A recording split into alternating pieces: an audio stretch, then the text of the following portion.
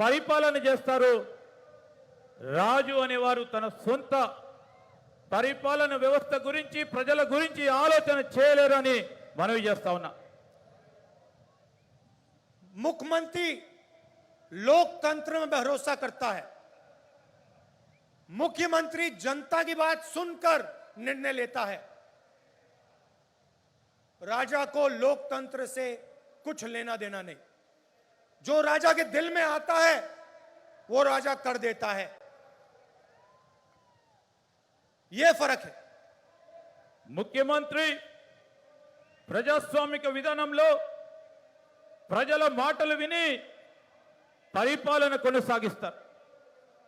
కానీ రాజు అనేవాడు వారి సొంత అభిప్రాయాలతో సొంత నిర్ణయాలతో ప్రజలకు సంబంధం లేకుండా మరి పరిపాలన కొనసాగిస్తారని మనవి చేస్తా ఉన్నా.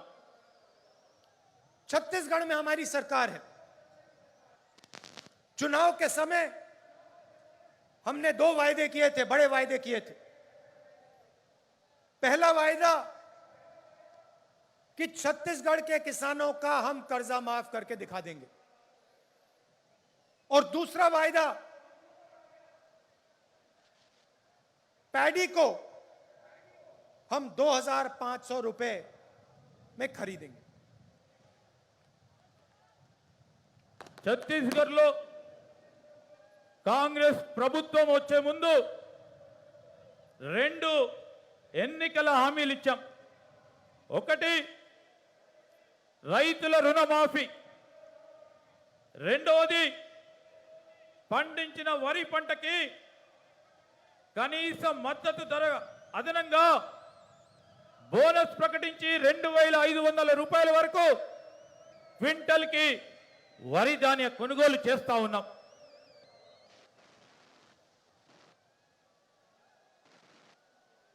किसानों ने हमें कहा कि हमें कर्जा माफी की जरूरत है और हमें 2,500 रुपए आप दीजिए. हमने उनकी आवाज सुनी और आज आप जाइए, छत्तीसगढ़ जाइए और वहां पूछिए धान के लिए क्या दाम मिलता है. पूरा छत्तीसगढ़ का किसान आपको बताएगा कि छत्तीसगढ़ में 2,500 रुपए पर धान मिलता है. आज आपके जो चीफ मिनिस्टर हैं किसानों की आवाज नहीं सुन रहे हैं.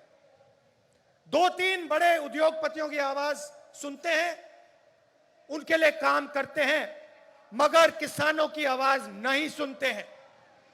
और जो छत्तीसगढ़ के किसान ने कहा था वही तेलंगाना का किसान कह रहा है. तेलंगाना का किसान कह रहा है कि मिर्ची के लिए,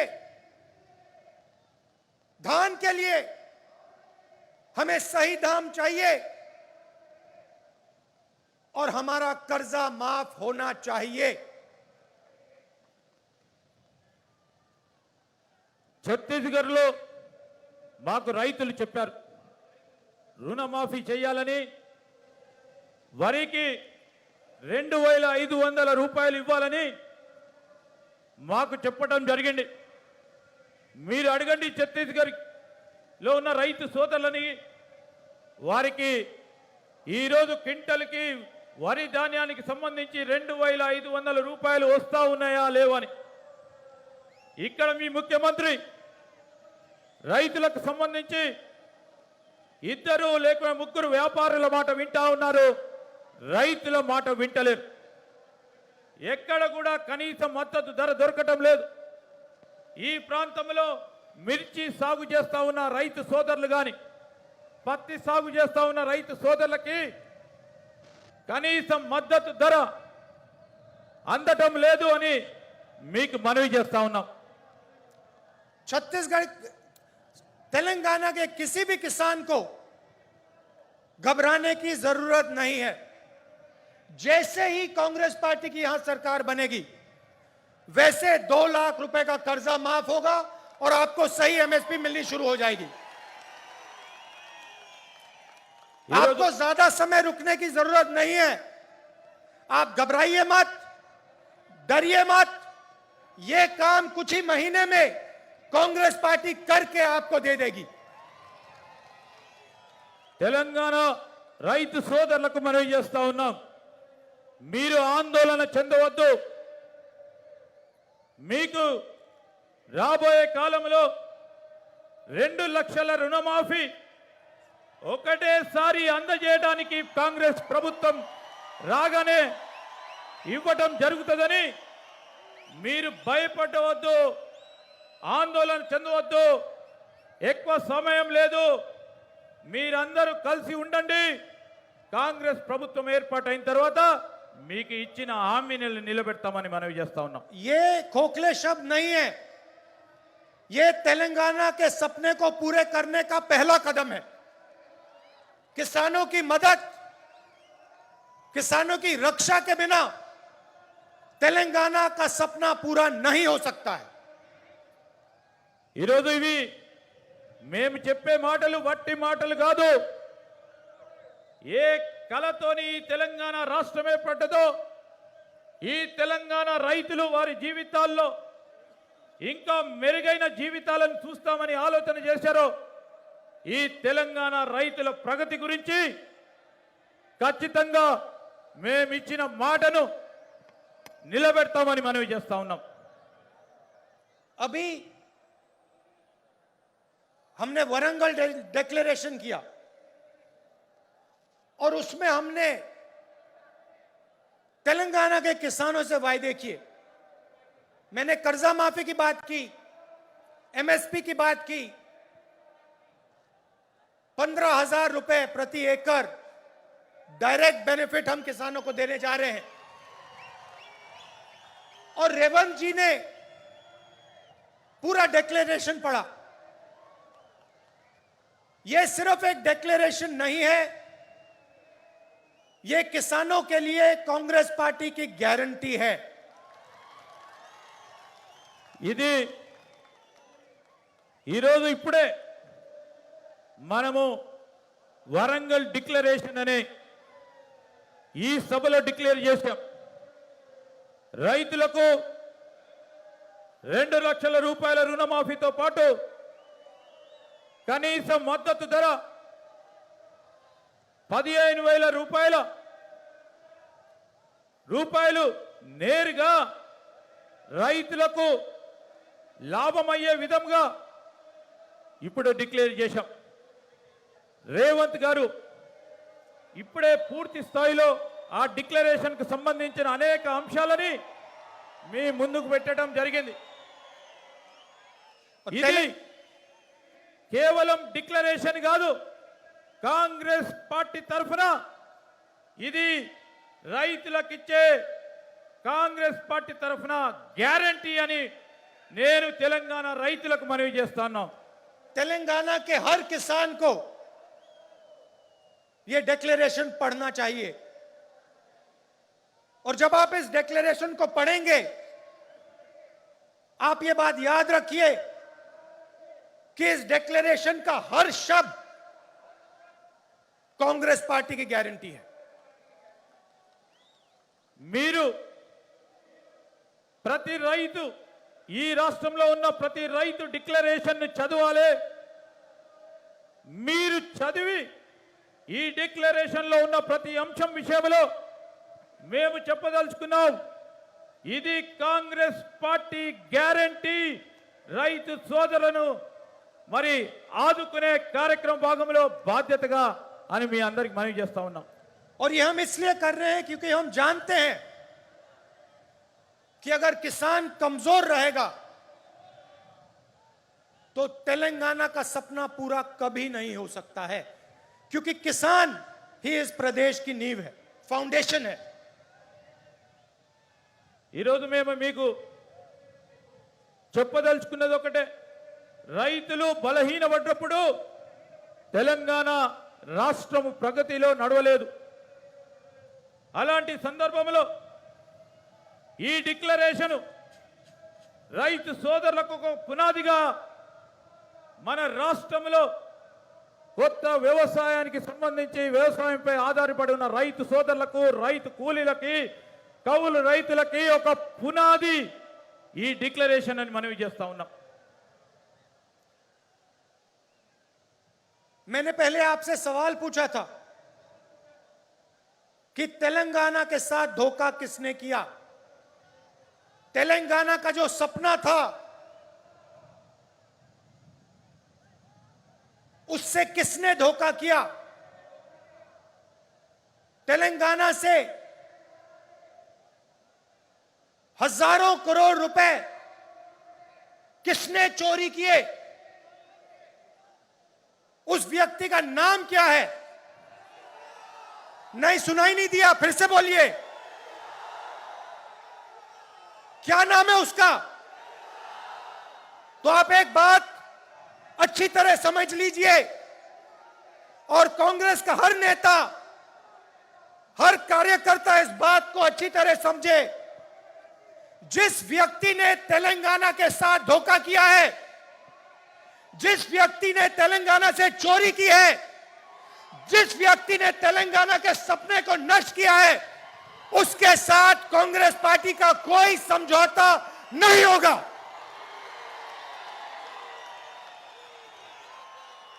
మిమ్మల్ని ఇంతకు ముందు ఒక ప్రశ్న అడిగా, ఎవరు ఈ తెలంగాణ రాష్ట్రానికి సంబంధించిన ప్రజలను మోసం చేశారని. తెలంగాణ కళని ఎవరు మోసం చేశారని, వేల కొలది రూపాయలకు సంబంధించిన అవినీతి ఎవరు చేశారు, దీనికి కారకులు ఎవరు, నష్టం చేసిన వారెవరు అని మిమ్మల్ని అడుగుతా ఉన్నాం. ఈరోజు గట్టిగా చెప్పాలా మీరు అని, ఈ మోసం చేసిన వారు ఎవరు అని మేము అడుగుతా ఉన్నాం. కాంగ్రెస్ కార్యకర్తలు, నాయకులు, యావత్ కాంగ్రెస్ పార్టీ మిత్రులు మీరందరూ ఆలోచన చేయాలి. కాంగ్రెస్ పార్టీ ఇలాంటి మోసం, తెలంగాణ రాష్ట్ర ప్రజలను మోసం చేసిన వారిని, తెలంగాణ కళలని మోసం చేసిన వారిని, వారితోని ఏ విధమైన మనకు వారికి ఏ విధమైన సంబంధం ఉండబోదని కాంగ్రెస్ పార్టీ కార్యకర్తలకి, నాయకులకి మేము మనవి చేస్తా ఉన్నాం. और अगर ये सवाल आज के बाद किसी भी कांग्रेस नेता ने उठाया, उसको हम कांग्रेस पार्टी से बाहर कर देंगे।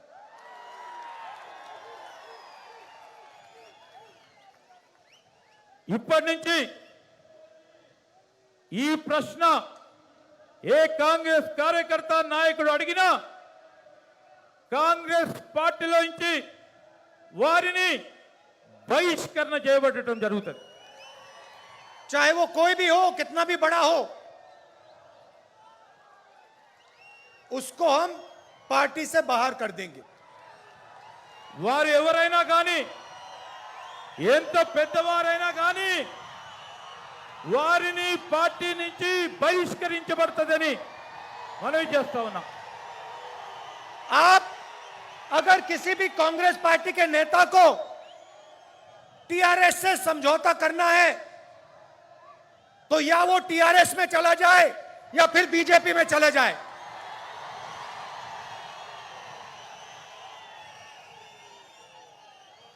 మీరు ఎవరైనా కాంగ్రెస్ పార్టీ నేతలు, కార్యకర్తలు టిఆర్ఎస్ పార్టీతోనైనా బీజేపీ పార్టీతోనైనా ఏ విధమైన ఒప్పందాలు చేసుకున్నా, అనుబంధం పెట్టుకున్నా వారు టీఆర్ఎస్ లకు పోవచ్చు, బీజేపీలకు పోవచ్చు, కాంగ్రెస్ పార్టీలో ఉండొద్దని మనవి చేస్తా ఉన్నాం. हमें उस व्यक्ति की कोई जरूरत नहीं है। మాకు ఆ వ్యక్తి అవసరం లేదు. हम यहां हमारी विचारधारा की लड़ाई है, हम राजा से समझौता नहीं करेंगे।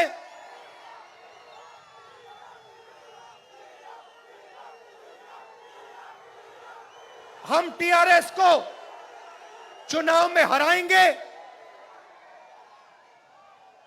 टीआरएस को चुनाव में हराएंगे और सीधी कांग्रेस पार्टी और टीआरएस की लड़ाई होगी। మనం ఈ రోజు చేస్తా ఉంది కాంగ్రెస్ పార్టీ సిద్ధాంతం గురించి పోరాటం చేస్తా ఉన్నాం. రాబోయే ఎన్నికల్లో టిఆర్ఎస్ పార్టీని ఓడగొడతాం, కాంగ్రెస్ ప్రభుత్వాన్ని ఏర్పాటు చేస్తామని మనవి చేస్తా ఉన్నాం. और एक बात और याद रखिए, जिस व्यक्ति ने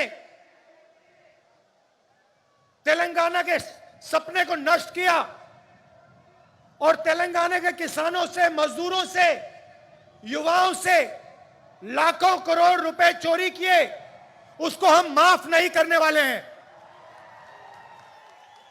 ఈ రోజు మీరు అందరూ గుర్తుపెట్టుకోండి, తెలంగాణ రాష్ట్ర ప్రజల కలలను ఎవరైతే నష్టం చేసిండ్రో, ఈ తెలంగాణ ప్రాంత యువతని, తెలంగాణ ప్రాంతానికి సంబంధించిన కార్మికులని, ఉద్యోగస్తులని ఎవరైతే నష్టం చేసిండ్రో, వారి పేరు చెప్పి అవినీతి చేసిండ్రో, వారి ఈ ఎట్టి పరిస్థితుల్లో రాబోయే కాలంలో ఊరుకోబాము, వారి వెంట పడతామని మనవి చేస్తా ఉన్నాం. और चुनाव के समय जब टिकट का सवाल उठेगा, और ये सब नेताओं को अच्छी तरह बात सुननी चाहिए, जब चुनाव के समय टिकट की बात उठेगी तो जिस व्यक्ति ने जनता की लड़ाई लड़ी होगी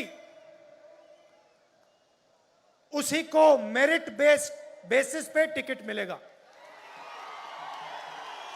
चाहे आप कितने भी बड़े हो, आप कोई भी हो, अगर आप किसानों के साथ नहीं खड़े थे, अगर आप गरीबों के साथ नहीं खड़े थे, तो आपको कांग्रेस पार्टी का टिकट नहीं मिलने वाला है। ఎలక్షన్ సమయంలో టికెట్ అంశం వచ్చే వరకు ప్రధానంగా ముఖ్యంగా మన నాయకులు వినాలి. ఏ వ్యక్తి అయినా ప్రజల గురించి పోరాటం చేయడో,